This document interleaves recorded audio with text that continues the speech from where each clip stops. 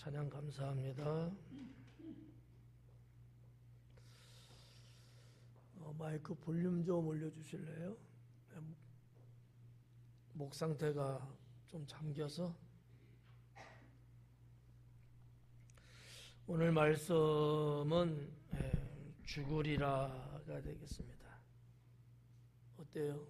죽으셔야 돼요? 살아야 돼요? 오늘 강의 내용으로는 그건 아닌데 큰일 나요, 죽으면. 제목만 보면 여러분이 죽어야지. 근데 강의 내용은 죽으면 안 돼요. 죽어야 돼요? 살아야 돼요? 살아야 돼요. 예수님이 나를 믿지 않는 자는 죽는데요. 죽어야 돼요? 살아야 돼요? 살아야죠. 자, 21절부터 보겠습니다. 다시 이르시되, 이 다시 이르시되라는 말씀은 19절에서 말하는 말씀을 이어서 하는 말씀이 되겠습니다. 조금만 줄여도 돼요. 뭐라 그러냐면, 내가 가리니 너희가 나를 찾다가 너희 죄 가운데서 죽겠고, 내가 가리니, 그래, 내가 간다.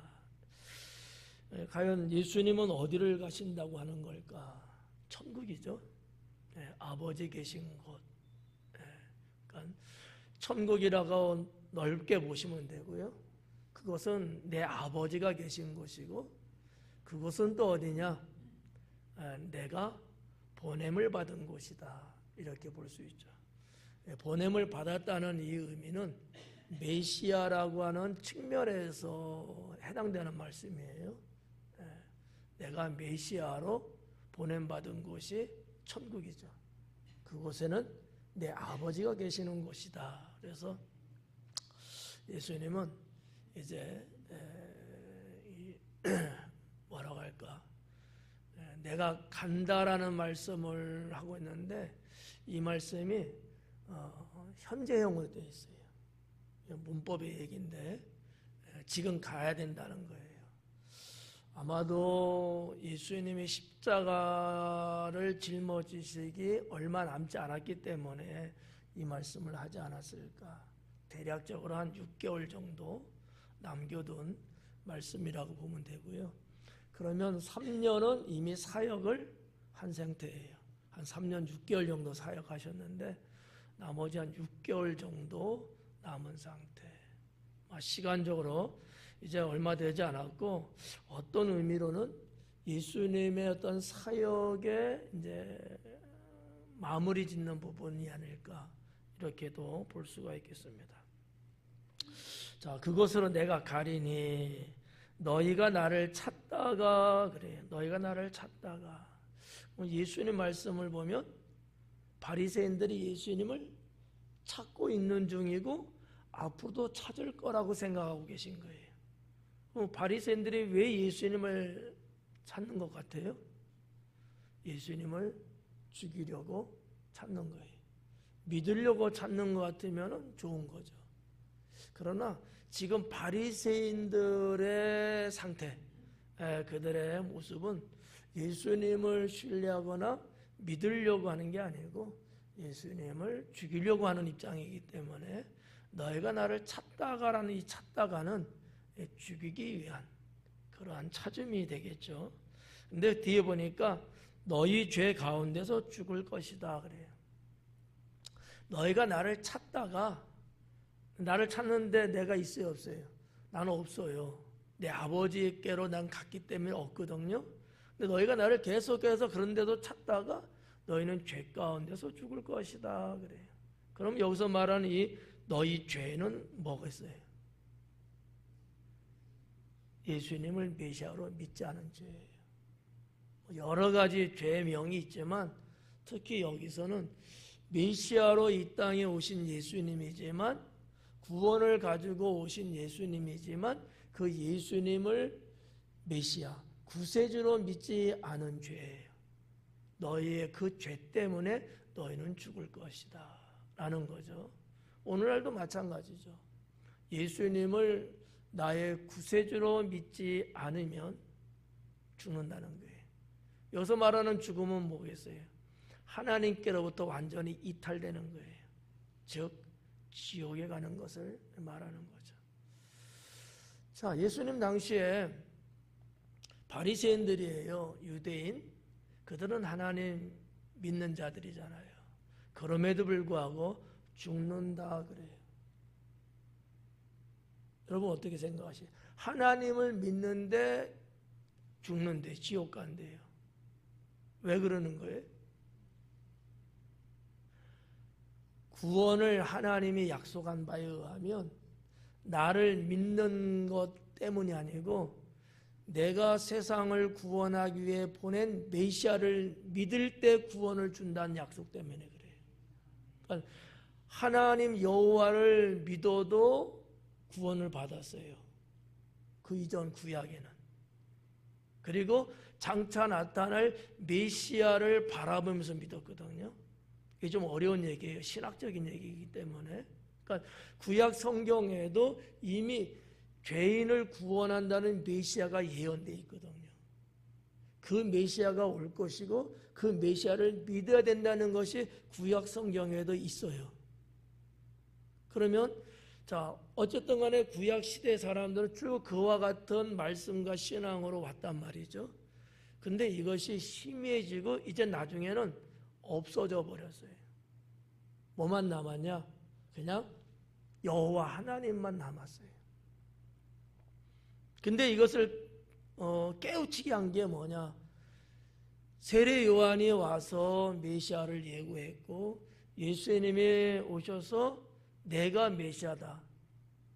나를 믿어야 된다. 그래야 산다라는 것을 계속 선포했거든요. 그러니까 구원의 조건이 바뀐 거예요. 어떻게 보면.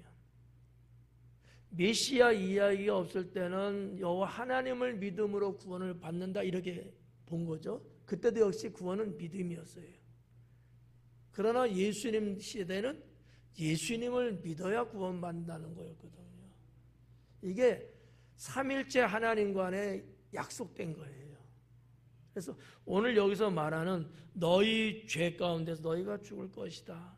이 죄명은 메시아로 이 땅에 오신 예수님을 안 믿어서다라는 거죠. 하나님을 안 믿어서라는 의미보다는 메시아로 온 약속된 구세주 그를 안 믿어서다 이렇게 보는 것이 아마 맞다라고 이렇게 보는 거죠. 예. 오늘날에도 예수님 안 믿고 그냥 하나님 믿는다고 하는 사람들도 있어요. 기독교인인데. 근데 좀 말이 안 맞는 얘기죠. 구약의 하나님, 야훼, 여호와 등등으로. 그러니까 구원관이 여전히 구약에 머물러 있는 거죠. 이런 분들도 있긴 있어요. 그들에게도 여전히 구원은 없다라는 거죠. 예. 내가 하나님이다, 내가 메시아다 이렇게 말하는 또 이단들도 많잖아요. 그들을 믿고 따른 자도 역시 구원 없죠. 메시아는 오직 예수님밖에 없습니다. 예. 자, 이런 내용들을 우리가 21절에서 볼 수 있고요. 내가 가는 곳에는 너희가 오지 못하리라 그래요. 내가 가는 곳. 예수님이 가는 곳이 어디예요? 천국이죠. 거기에 너희 오지 못한다라는 거예요. 그 천국은 무엇으로 갈 수 있다고 우리가 알고 있어요? 믿음으로 가는 것이죠. 누구를 믿음으로? 예수님을 믿음으로. 이렇게 21절을 이제 정리해 볼 수 있습니다. 근데 당시 바리새인들은 예수님 안 믿었거든요. 이게 이제 문제죠. 그러니까 누구든지 예수의 이름을 부르는 자는 구원을 얻으리라 이렇게 말씀하고 있는데 그 주님을 부르지 않는 거예요. 부른다는 얘기는 믿는다라는 말로 대칭할 수 있는 거거든요. 믿지 않고서는 예수님을 구주로 부를 수가 없어요. 그래서 예수님은 이 말씀을 상당히 많이 강조하셨고요. 어떻게 보면 이것은 양자 분리가 될 수 있어요. 좀 어려운 얘기인데 한쪽은 부르는 자는 절대적으로 구원받는 거고요. 그러지 않는 절대적으로 죽는 거예요. 이 두 가지가 완전히 분리되어 있는 거다라고 하는 것이죠. 예. 이거는 섞일 수가 없어요. 섞일 수가 없어. 믿어서 구원받는 것과 믿지 않아서 죽음에 이르는 것이 이렇게 섞여 있을 수는 없다는 거죠. 천국과 지옥은 섞여 있지 않습니다. 완전히 분리되어 있거든요. 이런 관계를 볼 수 있고요. 22절에 보니까 유대인들이 이르되 그가 말하기를 내가 가는 곳에는 너희가 오지 못하리라 하니 그가 자결하려는가 그래. 그가 자결하려는가. 바리새인들이 볼 때는 좀 이해가 안 가죠. 왜냐하면 떠난다고 하니까. 나는 이제 갈 거야 라고 하니까 저가 어디를 가려고 할까? 우리가 지난번에도 봤던 내용이 이방인 헬라인들에게 가서 저가 살려고 하는 건가? 이렇게 착각했던 내용이 있었어요.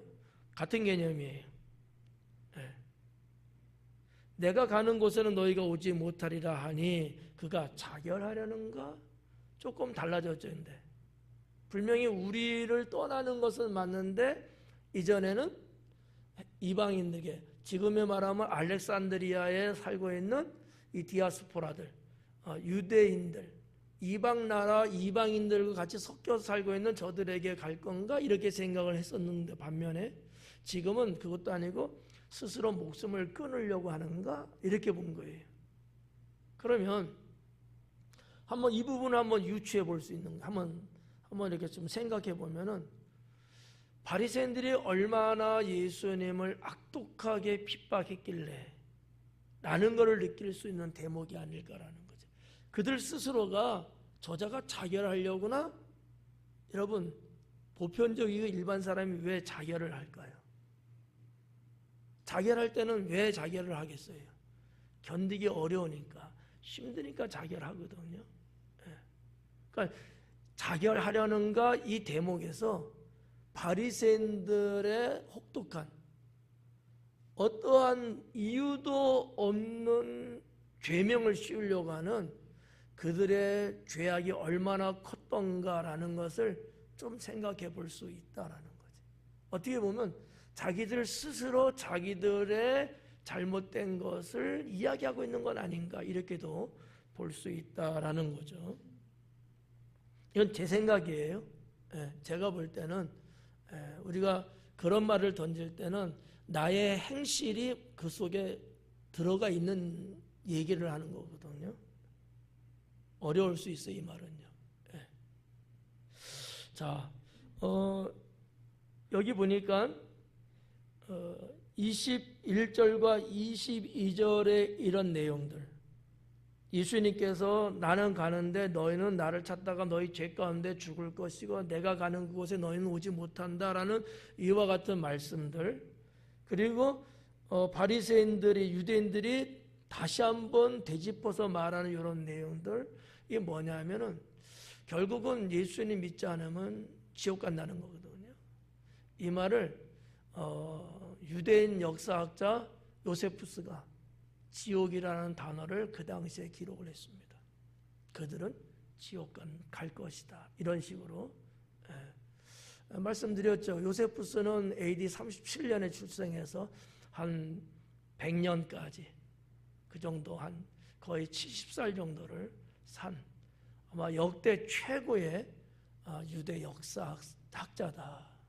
그러니까 예수님 당시와 예수님 죽음, 부활, 승천 이후 초대교회 초기 때에 살아있으면서 이러한 부분은 유대에서 일어났던 수많은 일들, 그는 예루살렘의 멸망 AD 70년의 사건도 그는 직접 경험을 한 사람으로서 낱낱이 마치 기자와 같이 기록한 책이 지금도 남아 있습니다. 그 요세푸스의 그 여러 글귀를 찾아보면은 이렇게 메시아로 이 땅에 왔던 예수를 믿지 않는 자는 지옥 간다라고 하는 것이죠. 23절에 보니까 예수님께서 이르시되 너희는 아래에서 났고 나는 위에서 났으며 너희는 이 세상에 속하였고 나는 이 세상에 속하지 아니하였느니라 그래요. 자, 상당히 이제 대조법을 많이 썼는데 아래에서 났고 위에서 났고, 낳고라는 단어인데 사실은 뭐 낳고라는 헬라어로는 낳고라는 단어는 아니고 요거는 이제 아마 의역을 한 것 같아요. 왔고예요, 왔고. 위에서부터 왔고 너희는 아래에서 왔고. 어떤 출생, 기원에 대한 의미로 쓴 단어인데 뭐 낳고에도 의미는 같아요. 또 나는 이 세상에 속하지 아니했고 너희는 이 세상에 속하였고. 자, 여기서 이제 하나 다룰 수 있는 것은 뭐냐면 성령으로 이 세상에 속하지 아니했다라는 얘기는 무슨 얘기냐면 나는 성령으로 잉태하였다라는 거예요. 성령으로. 너희들은 사람에 의해서 출생했지만 나는 성령에 의해서 나는 잉태, 생명이 시작됐다라고 하는 거거든요. 그런 부분이 나와 너희가 다르다는 이 차이점을 예수님이 말씀하시면서 나는 너희가 생각하는 한 인간이 아니다. 이 얘기예요. 이 말인즉 나는 하늘로부터 온 자다. 나는 메시아라는 것을 다시 한번 재확인시켜 주시면서 그 내용을 말하고 있는 거죠. 또 하나는 이제 제가 그냥 신학적으로 표현하는 겁니다. 죄가 없다라는 의미도 될 수 있어요. 나는 죄가 없다. 왜냐하면 이 죄라고 말하는 유대인 신앙에 있어서 죄라고 말하는 것은 부모로부터 유전되는 죄거든요. 물려받는 죄, 원죄잖아요. 근데 이것은 부모에게서 태어난 자만이 갖는 건데 예수님은 성령으로 잉태됐기 때문에 나는 죄가 없다. 나는 죄가 없는 사람이다. 이렇게도 이제 볼 수 있는 내용이라고 볼 수 있습니다. 24절에 보니까 그러므로 내가 너희에게 말하기를 너희가 너희 죄 가운데서 죽으리라 하였노라.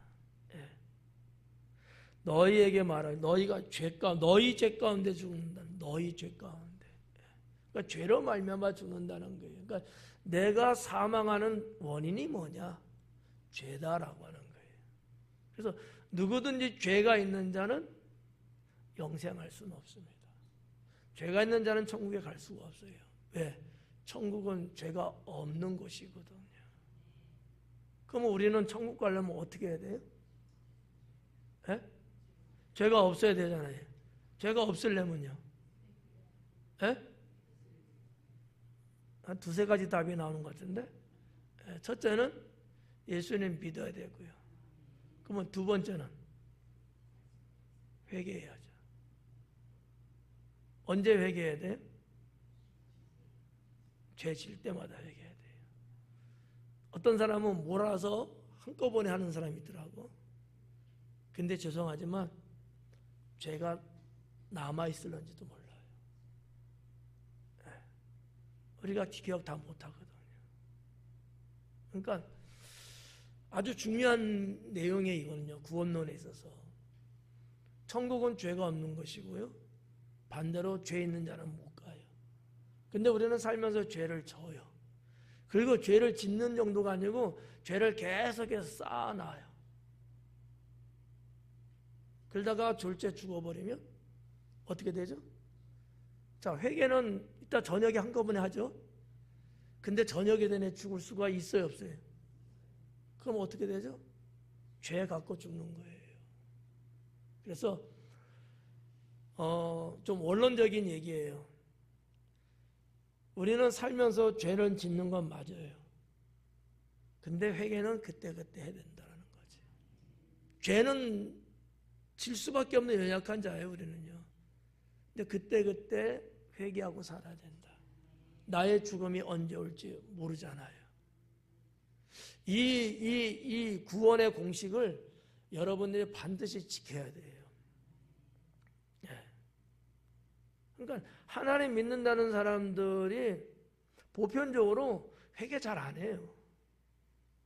그거 해도 어쩌다 한 번씩 해요. 월말에 한 번 하든지 연말에 한 번 하든지 이런 식으로. 이거는 잘못된 신앙입니다. 천국 간다고 생각들은 하지만 누구도 장담 못할 수도 있어요. 지옥에 간 사람 중에 하나님 믿는다고 하는 사람들도 꽤 많이 가 있습니다. 이유는 전 모르겠어요. 심지어 여러분, 이 땅에서 목사님으로 사역했던 사람들도 많이 가 있다는 거예요. 천국을 가보면, 지옥을 가보면. 이게 이해가 가요? 안 가는 얘기잖아. 그러니까 천국과 지옥의 어떠한 그 정체에 대해서 속속들이 우리가 아는 게 없어요. 그냥 한마디로 믿으면 천국 가고 믿지 않으면 지옥 간다. 이게 다인지도 몰라요. 근데 이거는 부족하지 않느냐라는 거죠. 어떻게 믿었는지 사람마다 다 다르고, 그죠? 바리새인들처럼 하나님을 믿는다고 하지만은 그들에게 믿음의 모습은 없어요. 그리고 형식과 외식이라는 거죠. 그래서 우리가 성경을 어느 한 군데만 보는 게 아니고 성경을 전체적으로 훑어봐야 된다는 거예요. 그때마다 말씀의 의미는 각각 달라요. 각각 달라. 우리가 이제 보편적으로 아는 게 뭐예요? 구원은 믿음으로 받는 거 이렇게 다 알고 있잖아요. 근데 꼭 그렇지 않아요. 어디에는 소망으로 구원을 받는다 그래요. 소망 없이는 구원받지 못한다는 거지. 이거 어떻게 해석할래요? 나는 믿음으로 구원받는 줄 알았는데 좀 이상하잖아요. 하나님 나라에 대한 주님이 이 땅에 다시 오시는 것에 이런 것에 소망이 없는 자는 믿음이 사실은 거짓말인 거죠. 그 소망이 없이 하나님을 믿는다? 가능할까요? 그거는 미신일 수 있어요. 미신. 이게 다 이렇게 연결이 돼 있고, 여기서는 예수님이 이 말씀하기 위해서 이런 예를 썼고 저기선 저런 걸 쓴 거지. 근데 그것만 보면, 그것만 알고 있으면 하나님을 잘못 믿을 수 있다라는 거죠. 예전에 한번 말씀드렸는데 우리나라에 한 3, 40년 전에 거의 한 40년 전에 이단 중에 하나가 오직 예수가 있었어요. 오직 예수. 이 시골은 뭐 거의 없었을 거예요. 서울 도시면은 이게 한때 유행처럼 번져나갔습니다. 어떻게 오직 예수 틀려요, 맞아요? 맞잖아요. 오직 예수님이죠. 문제는 뭐가 있을까? 삼일체 하나님이 없어요. 모든 게 다 예수님이에요. 그렇지 않아요? 그 예 하나 들어볼까요? 여러분들도 잘못하고 있는 경우들을 있어요. 자, 예배의 주인, 예배를 받으시는 분은 누굴까요? 예수님일까요? 하나님일까요? 근데 여러분들 중에서도 예수님이라고 가끔 기도할 때 그렇게 하더라고요. 그러니까 이거는 잘 몰라서 하는 거야. 그냥 괜찮은 줄 아는 거지. 그게 오직 예수도 그런 유형이야, 일종의. 다 예수님에게 맞춘 거예요. 우리도 구원은 뭐예요? 우리가 믿는 신앙은 뭐예요? 예수님이니까 다 예수님, 다 예수님인 거야. 근데 예배의 주인, 예배를 받으시는 이는 예수님이 아니에요. 하나님인 거예요. 이게 구별을 안 한다는 거죠, 사람들은. 이런 거를 파고드는 거지, 이제 이단.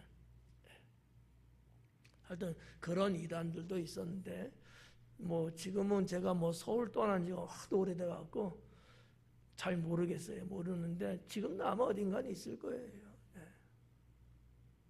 그러니까 신앙이라는 게 그렇게 단순하고 가볍지만은 않습니다. 상당히 예리하고 넓고 깊어요. 그래서 이런 부분들을 배우지 못하면, 알지 못하면 나도 모르게 잘못된 신앙으로 갑니다. 여러분 길을 걷고 운전하다 보면은 원래 차도가 있고 옆에 또 옆으로 또 쭉 같이 평행을 이루며 가는 또 도로가 또 조그만 도로가 있는 경우 있죠. 근데 우리는 보편적으로 넓은 도로를 가요, 차 몰고. 근데 옆길로 가도 괜찮잖아요. 이런 식인 거야. 근데 결국 들어가는 목적지는 달라요. 이렇게 믿는 게 맞는데 나는 그 옆에 사이드 로드로 가는 거야. 똑같이 가잖아. 그래서 착각하는 거예요. 이 길은 이 길로 겹치지가 않아요. 들어갈 수가 없어요, 결국은. 근데 가니까 착각하는 거예요. 이런 신앙들이 적지 않게 있다라는 거죠. 좀 어려울까요? 이해 가나요? 그래서 신앙은 정말 하나님 말씀을 중심으로 제대로 신앙생활을 해야 된다라는 거죠. 그냥 단순하게 그냥 뭐 믿으면 되지 이게 아니라는 얘기예요. 그러면 옛날에 바리새인들도 다 구원받죠. 예수님 이 말씀은 틀렸죠, 그러면. 예수님은 지금 바리새인들에게 너희는 나 있는 곳에 오지 못한다 단정하고 있거든요. 왜? 나를 안 믿었기 때문에. 너희의 죄가 이렇게 있는데 너희는 그걸 죄로 여기지 않고 회개하지 않고 그러니까 너희는 못 온다 이 말씀이거든요. 이 내용은 뒷부분에 나와요.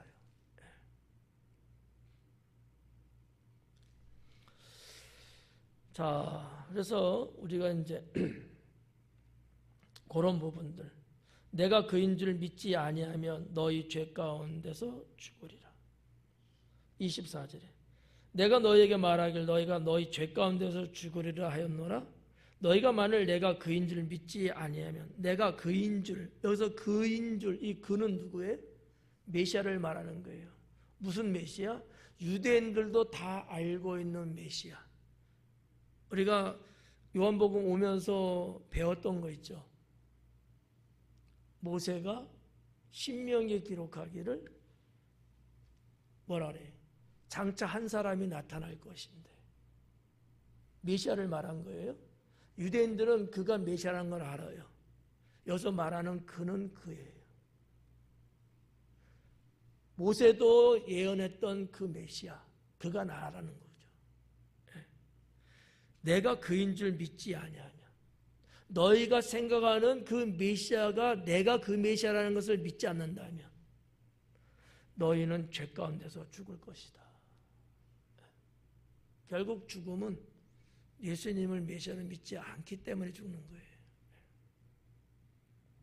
25절에 그들이 말하되 네가 누구냐? 그런 거예요.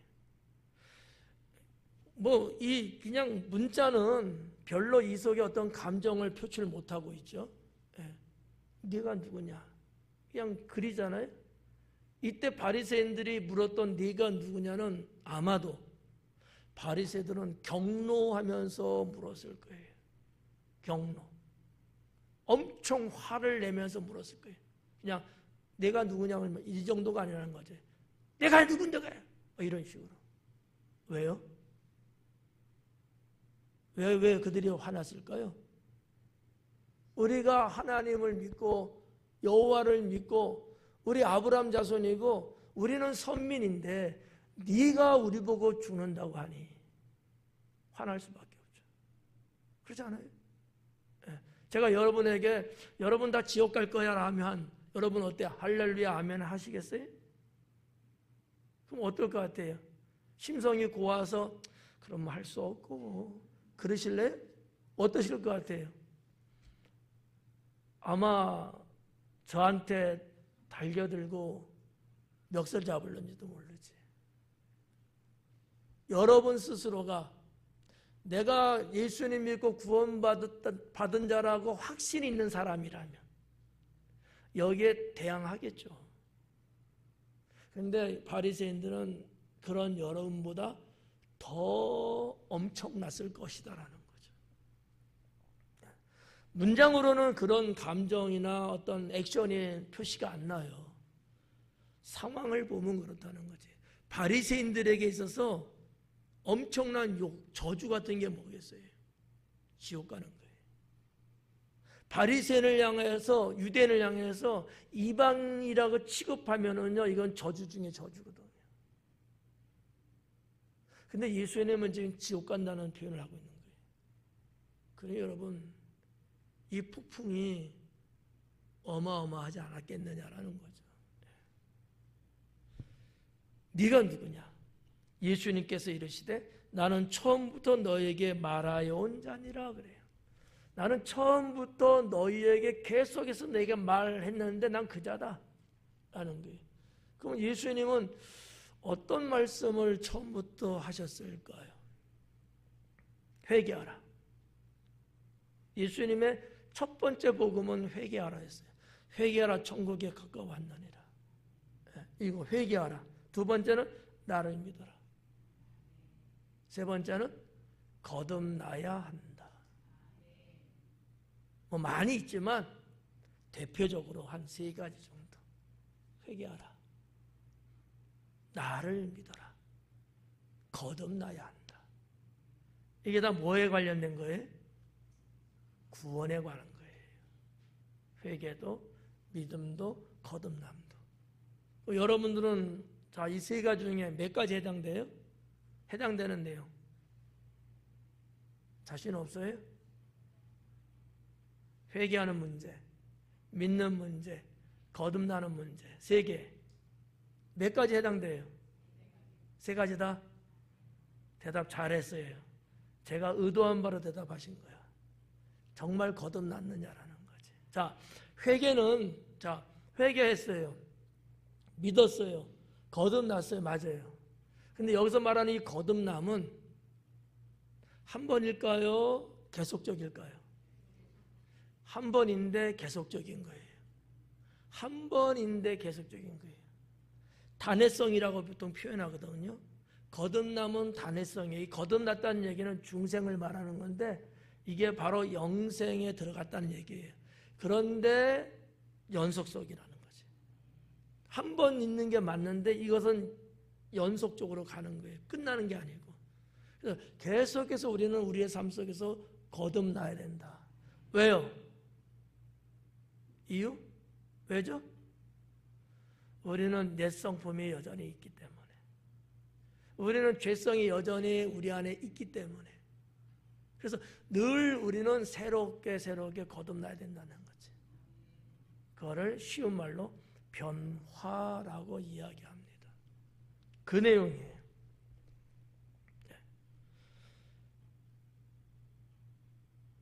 여기 보면 지금 예수님께서 이르시되 나는 처음부터 너에게 말하여 온 자니라.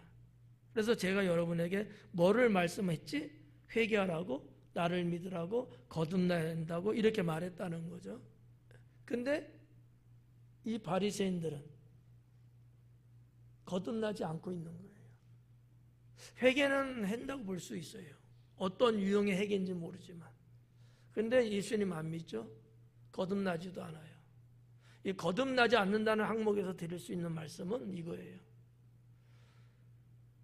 그들은 우리가 이제 성경을 보는 입장에서 그들의 생활이 부패했잖아요.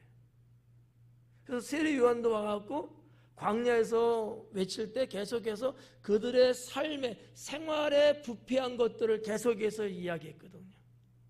세례 요한의 복음과 예수님의 복음은 달라요. 세례 요한은 당시에 부패한 신앙, 잘못된 신앙, 거짓된 삶 이런 것들을 지적하는 복음이었어요. 왜? 회개를 하게 하기 위해서 왔기 때문에. 너희가 이런 것들이 잘못됐어. 그러니까 우리가 회개해야 돼. 이게 세례 요한의 이 땅에 온 목적이에요. 예수님은 회개를 막 시키려고 하신 게 아니고 믿게끔 하는 거였어요. 그래서 이 복음은 복음인데 복음의 내용이 이렇게 다르다라는 거죠. 근데 유대인들, 바리새인들은 어땠느냐? 우리는 여전히 아브라함의 자손이야. 우리는 선민이야. 우리는 거룩한 백성 이렇게 생각하잖아요. 근데 실상은 그러질 않았어요. 이게 예수님께 딱 걸린 거죠. 말은 그렇게 하는데 스스로 그렇게 자기들이 그런 사람이라고 스스로 생각하고 있는데 실상은 그렇지 않았다라는 얘기죠. 이게 죄인 거예요. 자, 헬라어의 죄라는 단어 하마르티아, 이 뜻은 관역에 적중하지 않았다라는 거예요. 관역에 적중해야 돼. 우리가 활쏘기라든지 뭐 총쏘기 하면은 관역이 있잖아요. 관역에 적중해야 돼요. 적중하지 않은 건 다 죄예요. 이 관역이 뭐겠어요? 하나님의 뜻이거든요. 하나님 뜻에 맞아야 죄가 아닌 거예요. 그러면 바리새인들이 당시에 정말 하나님의 뜻대로 그들이 살았어요? 하나님 뜻을 믿었나요? 아니란 말이에요. 그래서 죄라고 한 거예요. 오늘날 우리도 예외는 아닙니다. 나 하나님 믿어요. 맞지? 근데 여전히 죄 가운데 살아. 왜? 하나님 뜻대로 안 살기 때문에. 이거를 계속해서 우리가 반복하면서 죽을 때까지 하면은 너무 위험해요. 그래서 우리가 지난 시간에 봤듯이 가늠하다 현장에서 잡혀온 여인에게 이제부터는, 제가 시간의 단어를 이야기 드렸잖아요. 다시는이 아니라 다시는 어떤 행위에 대한 단어예요. 이제부터라는 것은 시간의 단어거든요. 원어는 시간의 단어를 써서 이제라는 단어를 썼거든요. 나도 너를 정죄하지 않는다. 누구도 너를 정죄하지 못한다. 이 시간부터 너는 같은 죄를 짓지 마라. 이거거든요. 언제부터 다시는이라는 것은 똑같은 죄 짓지 않는 쪽에 있다면 이제부터는 지금부터는 이런 죄 지면 안 된다. 그래서 우리는 쉬운 말로 동일한 죄를 범하지 않기 위해서 기도들을 하는데 그 의미를 그렇게 아셔야 된다는 거지. 근데 맨날 동일한 죄 안 짓겠다면 맨날 동일한 죄를 져. 하나님을 우롱하고 있는 거야. 여호와 이름을 망령되이 일컫는 십계명의 죄를 범하고 있다는 거지. 그러면 우리가 그러면 정말 안 짓느냐? 짓지. 문제는 이런 거예요. 안 지으려고 믿음의 노력이 있어야 되는데 안 하지, 노력을. 그리고 동일한 죄를 짓는 것과 노력을 하고 안 지으려고 죄악과 싸우면서 어쩔 수 없이 짓는 거하고 어때요? 같아, 달라요? 다르죠. 하나님은 그걸 보신다는 거죠.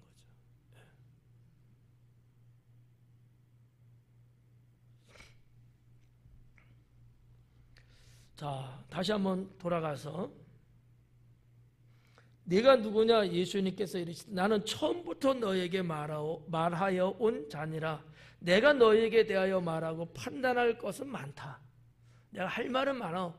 너희들에게 이런저런 거, 잘못된 부분, 고쳐야 될 부분, 해야 될 것, 이런 것들을 할 말은 많은데 나를 보내시니가 참되시니 내가 그에게 들은 그것을 세상에 말하노라. 이 어떤 문장의 어순이나 연결되는 게 조금 그래요. 여러분이 읽을 땐 어쩔지 몰라도. 판단할 것은 많은데 나를 보내시니가 참되다. 뭔가 조금 그렇지 않아요? 괜찮아요?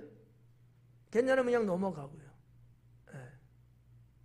할 말 많은데 나를 보내신 분은 참되신 분이야. 좀 이상하잖아요. 연주는 어떻게 생각해? 좀 문맥이 좀 이상하지?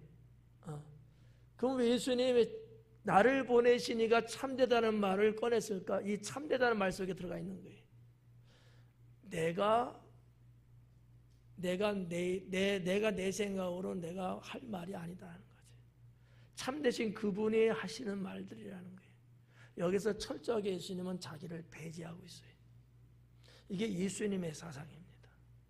그분이 하나님이시고 그분이 메시아임에 불구하고 언제나 내 아버지 뜻대로, 내 아버지께서 말씀하신 대로 나를 드러내지 않으셨다라는 얘기죠.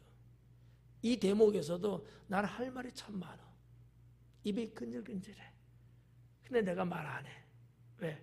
내 아버지는 참되신 분으로서 그분이 다 말씀을 하시기 때문에 철저하게 나를 배제하는 예수님의 모습을 볼 수 있는데, 좀 어쩔 수 없어요. 언어가 그렇게 돼서. 옛날 고대 언어는 지금 말처럼 이게 어떤 어순이 매끄럽게 쫙 이렇게 돼 있지 않거든요. 의미만 담는 단어들로 구성이 많이 돼 있거든요. 그래서 조금 현대인들이 이야기는 조금 끊어진 듯하게 볼 수는 있어요. 그런 것들을 이어주는 게 이제 학자들이 이제 하는 일들인데, 하여튼 그런 내용. 그러면서 뭐라 그래? 내가 그에게 들은 그것을 세상에 말하노라. 자, 여기도 보면은 들은 그것이에요. 내가 하나님께 들은 그것. 뭐를 들었을까요? 아무도 알 수 없죠. 근데 예수님께서 하신 말씀을 좀 종합해보면, 살펴보면 한 3가지로 축소할 수 있습니다. 하나는 세상을 구원하시겠다는 것. 두 번째는 누구든지 예수를 믿는 자는 구원을 받는다고 하신 것. 세 번째는 영생입니다. 영원히 살리라. 이게 하나님께서 예수님께 하신 말씀인 거죠. 주님은 이 말씀을 그대로 지켜나갑니다. 내가 들은 것을 그대로. 내 말을 내가 하는 게 아니고 내가 하는 말은 내 아버지께서 하시는 말씀이라고 우리가 앞부분에서 여러 차례 봤거든요. 그 내용을 여기 26절에 말하고 있는 것이라고 볼 수 있습니다. 27절에 보니까 그들은 아버지를 가리켜 말씀하신 줄을 깨닫지 못하더라 그래요. 지금 예수님은 지금 아버지가 하신 말씀을 이야기하는데 그들은 깨닫지 못해요. 자, 19절 봐봐요. 19절에 이렇게 했어요. 그들이 묻되 네 아버지가 어디 있느냐?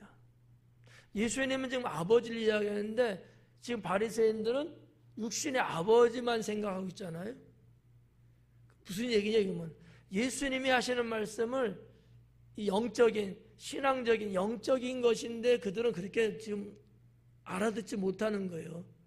육신적으로만 지금 알아듣고 있는 거예요. 그러다 보니까 너희 아버지가 어디 있는데 죽었잖아. 이렇게 생각한 거거든. 그것이 지금 여기 27절에 그런 거예요. 그들이 아버지를 가리켜 말씀하신 줄을 깨닫지 못하고 있더라. 여전히 지금 계속 못 깨닫고 있는 거예요. 예수님은 아버지를 지금 하나님을 놓고 말하는 건데 그들은 그렇게 연결을 못하고 있어요. 생각이 맹한 거죠. 왜요? 그들의 고정관념이에요. 고정관념은 그만큼 무섭습니다. 내가 엉뚱한 것을 맞는 것처럼 계속 생각하고 주장하면 누가 이야기하는 게 귀에 안 들어와요. 고정관념이라서 무서운 거죠. 차라리 백지의 그림을 그리면 좋죠. 근데 이미 색상이 있는 곳에 그림을 그리면 그림이 잘 안 나타나요. 거부하게 되거든요. 이런 것처럼 우리가 하나님 믿으면서 이제 죄송한 얘기입니다만 처음부터 우리 교회에서 신앙생활 이렇게 쭉 하신 분들은 마치 백지와 같을 수도 있어요. 그 고정관념이 없어요. 모르니까. 그러면 가르쳐준 대로 믿게 되겠죠. 근데 이미 타 교회에서 신앙생활 했는데 우리하고는 안 맞을 수 있잖아요. 들어왔던 게 있고 알고 있는 지식이 있고 근데 여기 와서 보니까 좀 다른 거야. 때로는 틀려. 내가 알고 있는 이건데 왜 저렇게 말씀하시지? 이러면 이제 헷갈리고 부딪혀요. 근데 어떤 사람은 자세히 살펴보면서 받아들이는 사람이 있는 반면에 어떤 사람은 못 받아들이는 사람도 있거든요. 고정관념 때문에 그래요. 이거를 무장해제해야 되는데 이게 어려운 얘기죠. 그런 부분들이 있어요. 자, 바리새인이 바로 그런 사람들이었다. 쭉 조상 대대로 알고 왔던 성경 지식, 그리고 조상부터 내려왔던 그들의 신앙, 이게 고정관념으로 꽉 있었던 거예요. 난도없이 나사렛 예수라는 자가 나타나서 막 이야기를 해야 되는데 받아들일 수가 없는 거예요. 어렵죠. 그들의 입장에서는 이해가 가요. 이해가 가요. 그 행위를 받아들일 수는 없지만 고정관념이라는 개념에서는 그럴 수밖에 없었을 거다, 이해가 간다는 거죠. 누구나 다.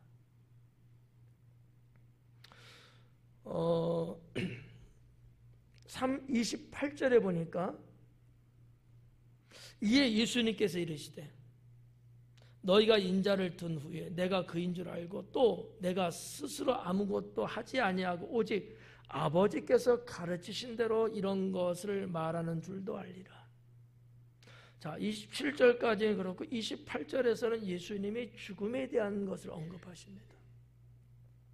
너희가 인자를 둔 후에, 자, 인자를 이렇게 들어 올린다는 거예요. 뭐를 말하는 거예요? 십자가를 말하는, 죽음을 말하는 거예요. 누가 나를 들어 올린대요? 바리새인들이. 그러니까 예수님은 나를 죽인 자가 바리새인인 걸 알고 계시는 거죠. 너희가 나를 들어 올릴 것이다. 왜냐하면 당시의 사형 집행은 이렇게 장대, 높은 장대에 올려서 죽이거든요. 그냥 서서히 죽게 만드는 거예요. 한 번에 그냥 뭐 이렇게 칼로 목을 벤다든지 뭐 그런 게 아니고 높이, 그냥 평범한 죄는 그렇게 죽일 수도 있지만 자기들이 볼 때 이거는 뭔가 교시 효과를 내야 되겠다, 교육적으로 효과를 내야 되겠다, 이럴 때는 장대 올려갖고 십자가에, 그게 십자가 올려갖고 그냥 서서히 죽게 만듭니다. 사람들이 계속해서 보면서 공포를 느낄 수 있게끔 그렇게 죽이는 거거든. 예수님은 이 얘기를 이제 하시는 거지. 너희가 인자를 들어 올릴 것이다. 그럼 뭐라 그래? 내가 그인 줄 알고, 내가 죽은 후에 그때는 내가 그인 줄. 아까도 그라 그랬죠? 메시아예요. 유대인들이 생각하고 있던 예언된 그 메시아. 아, 나사렛 예수가 우리가 기다렸던 메시아였구나. 내가 죽은 후에 너희가 알 것이다 라는 얘기죠. 또 내가 스스로 아무것도 하지 아니하고 오직 아버지께서 가르치신 대로 이런 것을 말하는 줄도 너희가 그때 가서는 알 것이다, 이런 얘기죠. 사도행전 2장 37절 같은 데 보면은 베드로가 설교하는 내용이 나와요. 그때 베드로의 설교를 들었던 유대인들이 이렇게 말합니다. 우리가 어찌할꼬, 우리가 어찌할꼬. 죄 없는 메시아 그분을 우리가 죽였도다.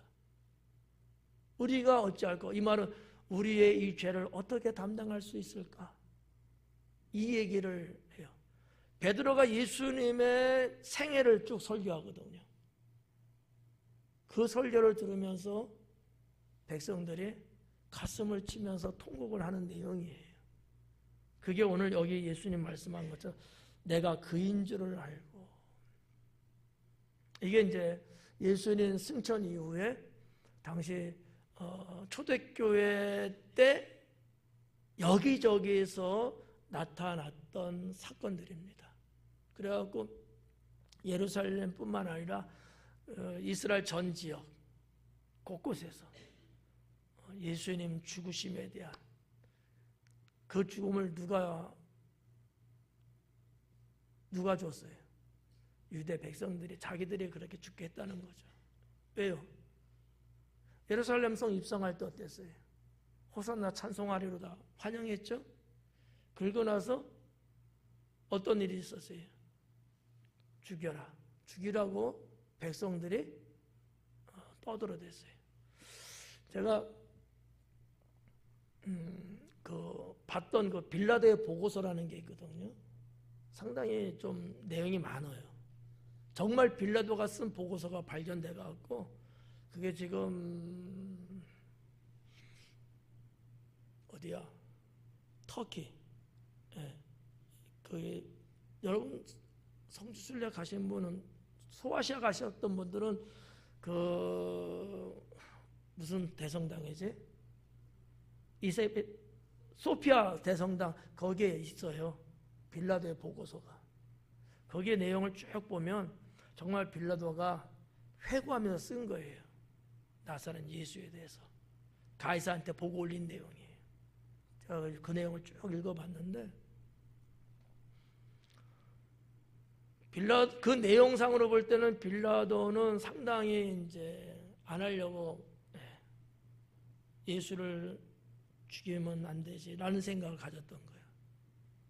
그래서 어떻게 하든지 좀 막으려고 했지만 그게 이제 안 됐던 건데 그 하여튼 보고서의 내용을 이렇게 쭉 읽어보면 그런 대목들이 나와요. 이 나사렛 예수라는 자의 말, 그의 말은 그 어떠한 말보다도 더 위대하고 훌륭했다. 그리고 사람들이 말하는 바처럼 민중을 뭐 어떻게 하고 뭐 국가를 전복하고 이런 거는 없었다. 찾아볼 수 없었다. 그래서 나는 그에게 말을 할 수 있는 자유를 주었다. 어디서든지 말할 수 있게끔. 그게 보고서에 써 있어요.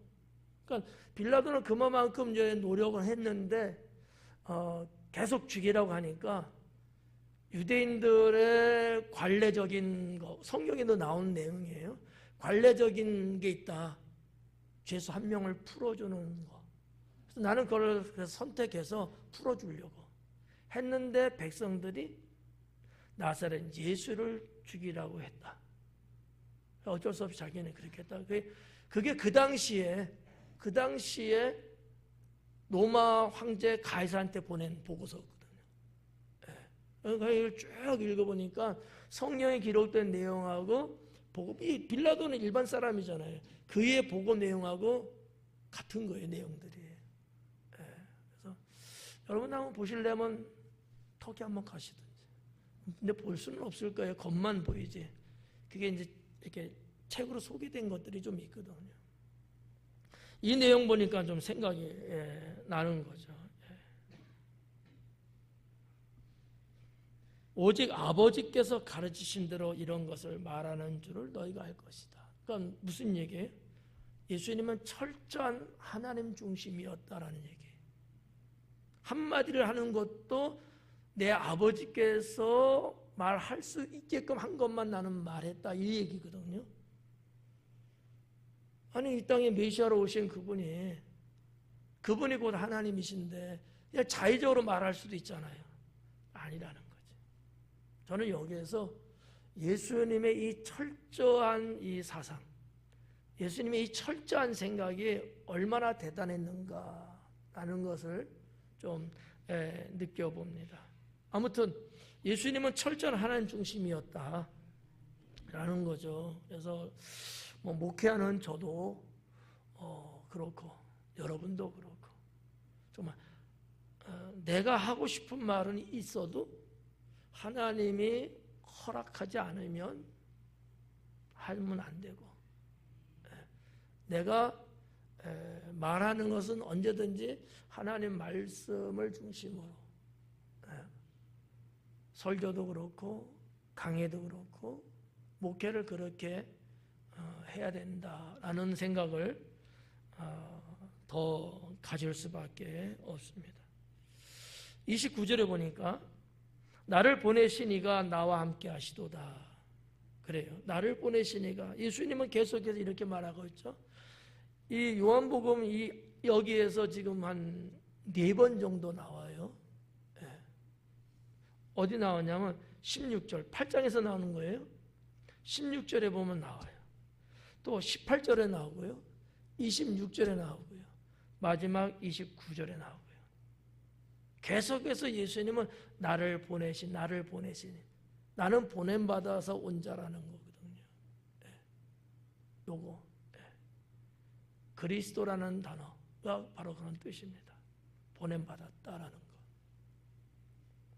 거. 나를 보내시니까 나와 함께 하시도다. 자, 나와 함께 한다는 거 여러분 알고 있는 단어 있어요? 나와 함께 한다. 임마누엘. 우리와 함께 하시다. 임마누라는 단어와 엘이라는 단어 두 단어의 합성어예요. 임마누엘이. 그러니까 임마누는 무슨 말이냐면 함께 하다라는 뜻이에요. 엘은 하나님이거든요. 그래서 하나님이 우리와 함께 하신다. 예수님은 그거잖아요. 여기 보니까 16절에도 나를 보내시니가 나와 함께 계심이라. 오늘 여기 지금 29절에도 나를 보내시니가 나와 함께 하시도다. 맨 밑에도 보면 뭐라? 나를 혼자 두지 아니하셨느니라. 그러니까 예수님의 이와 같은 그 언어적 표현을 이렇게 쭉 보면은 어떤 예수님의 독단적인 어떠한 말과 행동이 아니고 언제나 하나님이라는 어떤 존재, 이런 어떤 생각, 이런 걸 계속 말하고 있어요.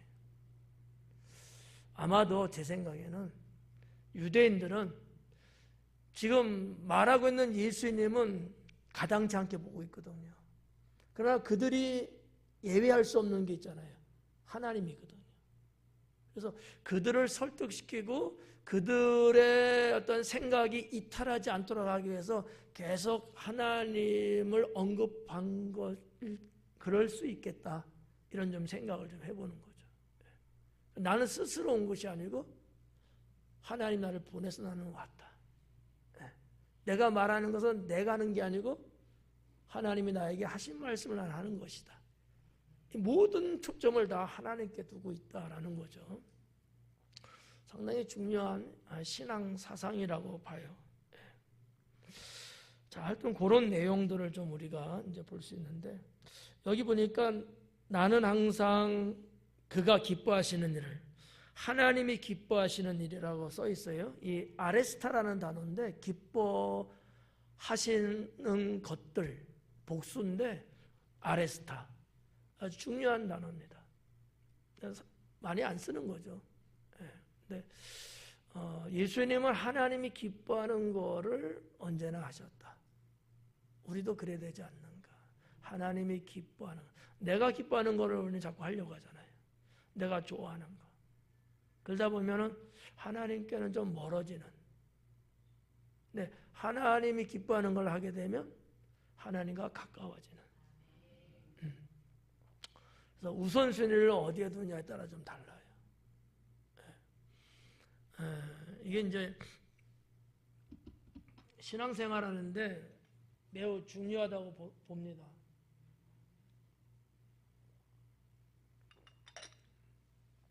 우리가 예를 들어서 뭐 하고 싶을 때, 어디 가고 싶을 때, 뭐 등등으로 내 어떤 개인적인, 주관적인 것들이 있어요.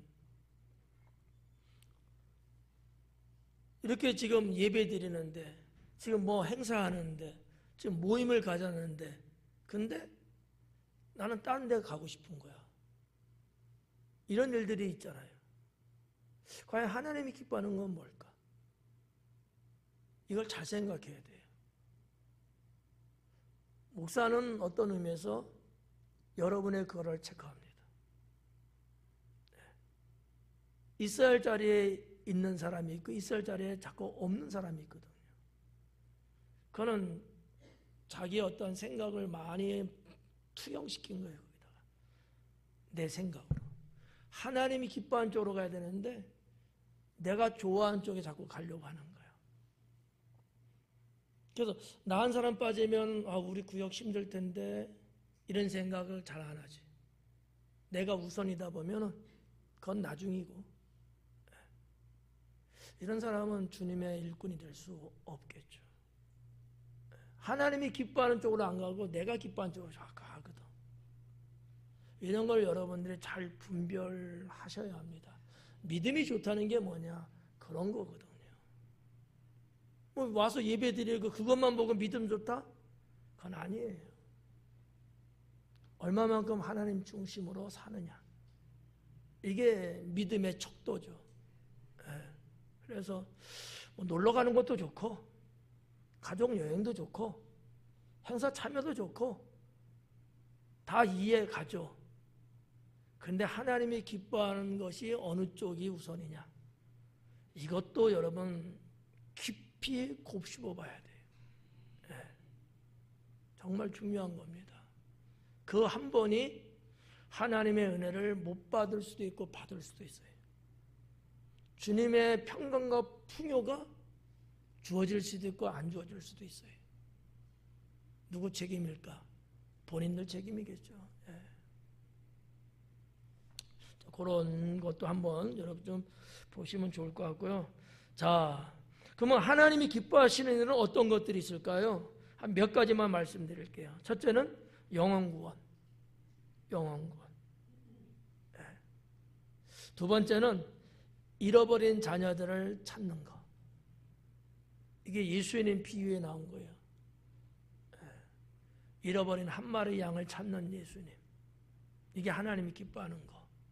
세 번째는 순종입니다. 순종. 그래서 예수님도 늘 보였던 모습이 순종이었거든요. 이게 하나님이 기뻐하는 일이다. 그게 뭐가 되든지 이해가 되든 안 되든 이해가 되든 내가 볼 때 이해가 안 돼.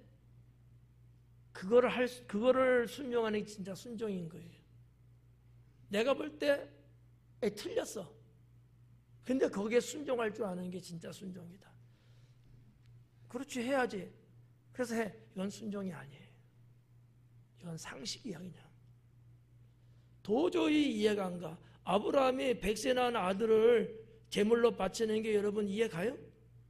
자기 손으로 자기 아들을 죽여요? 이해 가요? 이해 안 가요. 이거 못 받아들이는 거 이거는요. 그럼에도 불구하고 하잖아. 이게 순종이라는 거예요. 순종은 나를 버리고 하나님 기뻐하는 게 내가 따르는 게 순종이거든요.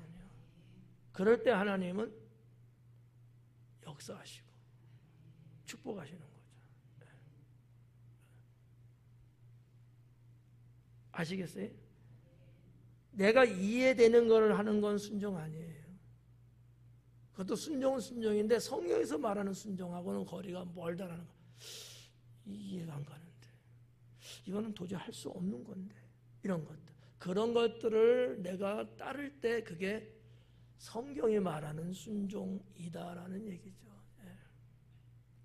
그 세 가지를 좀 볼 수 있고요. 마지막 30절에 이 말씀을 하심에 많은 사람이 믿더라 그래요. 참 재밌는 표현이에요. 이 말씀을 하시면 계속해서 예수님 계속 3년 동안 계속 말씀 전했어요. 근데 여기 지금 30절에서 요한은 이 말씀을 하심에 많은 사람이 믿더라 그래요. 그전에도 믿었죠. 근데 여기서 말하는 많은 사람이 믿더라는 것은 좀 의미가 다른 것 같아요. 왜 그랬을까? 많은 사람이 왜 믿게 됐을까? 이유가 있는 것 같더라고요. 그걸 한번 살펴봤는데 한 5가지 정도 됩니다. 첫째는 하나님이 보내서 왔다는 것이 많이 강조되고 있어요. 예수님이 말끝마다 그런 말씀을 하시는 거야. 그러니까 듣는 이들이 저게 그냥 한 소리 같으면 저렇게까지 안 할 텐데 뭔가 있구나. 정말인 것 같다. 거기에서 아마 그들이 신뢰를 좀 더 하지 않았을까. 이렇게 하나 볼 수 있고요. 두 번째는 절대적으로 하나님을 나타내고 있다는 거죠. 어지간하면 이제 다 자기를 드러낼 때 됐는데 자기의 본색을 좀 이렇게 나타낼 때가 됐는데 예수님은 처음부터 끝까지 계속 그러질 않는 거예요. 하나님만 절대적으로 자꾸 나타내는 거야. 유대 백성들은 절대적인 하나님이잖아요. 이런 데서 그들의 마음의 문이 더 열리지 않았겠는가 이렇게 이제 볼 수 있고요. 세 번째는 나사렛 예수를 보니까 사람이 너무 진실한 거예요. 그 빌라도의 보고서도 그 내용이 나오거든요. 자기가 겪어본 사람들, 그 중에서 이와 같은 사람은 본 적이 없다. 그렇게 이야기하거든요. 아마 빌라도가 BC 37년, 아니 37년? 하여튼 예수님이 훨씬 이전에, 예수님이 태어나는 그 이전에 그가 출생해서 그가 많은 전쟁에 참전을 하고 공로를 얻어서 총독까지 올라오게 되거든요. 그리고 예수님 돌아가신 이후에도 계속해서 집권을 해요. 단명하지는 않은 것 같고요. 꽤 나름대로 오래 산 것 같아요. 물론 뭐 아주 오래 산 건 아니고 한 6, 70년은 아마 사시지 않았는가 이렇게 봐지는데 나이가 꽤 많은 상태의 빌라도입니다. 그가 이제 회고하기를 나사렛 예수는 정말 특이한 사람, 아주 진실한 사람. 보편적으로 사람은 앞과 끝이 좀 다르거든요. 초질간이 같다는 거예요. 이게 이제 진실의 모습이거든요. 이 진실에 대한 것들이 있어서 그러지 않았을까. 네 번째는 진리의 말씀을 백성들이 받아들인 거예요. 인정한 거예요. 인정한 거예요. 많은 사람들이 랍비들이 계속 이야기해서 자기들도 배웠고 들었지만 이게 질이 달라요. 그런 면에서 마지막은 영생과 멸망에 대한 말씀을 들어서 그러지 않았을까. 영생과 멸망. 왜냐하면 당시의 현인들이 이런 걸 말 안 했거든요. 누구도 영생에 대한 말을 안 해요. 모르니까. 멸망은 말할 수 있지만. 그런데 예수님은 방금 여기에서 영생과 멸망, 나를 믿는 자는 영생할 것이고 나를 믿지 않는 자는 죽을 것이다라는 이런 얘기를 들으면서 상당히 마음에 와닿지 않았을까 해서 한 5가지 정도로 정리해 볼 수 있습니다. 그래서 오늘 내용은 제가 죽으리라,